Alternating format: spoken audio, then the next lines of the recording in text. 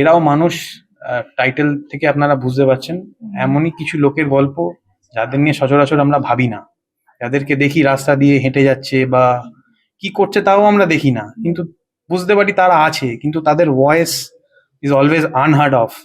কিন্তু এখন মানে এই গল্পটা দিয়ে আমরা তাদের অনুভূতি, তাদের কষ্ট, তাদের মধ্যেও যে একটা মনুষ্যত্ব আছে সেইটা আমরা তুলে ধরার চেষ্টা করেছি।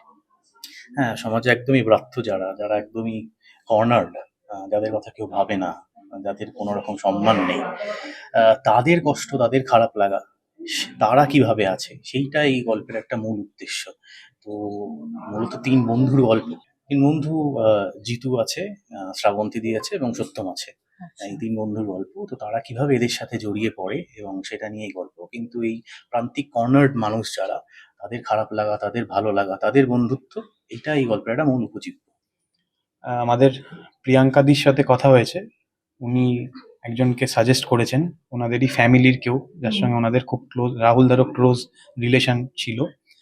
তো উনি ডাবিং করে দিলে আমরা ওই ভয়েস স্যাম্পেলটা চেন্নাইতে স্টুডিওতে পাঠাবো, এআই স্টুডিওতে। রাহুলদার যতটা ভয়েস ম্যাচ করে করা যায় এটাই চেষ্টা করছি। এটা তো ট্রিবিউট হচ্ছে আমাদের তরফ থেকে, রাহুলদার কাছে একটা লাস্ট ট্রিবিউট, ভালো করে করার চেষ্টা করছি।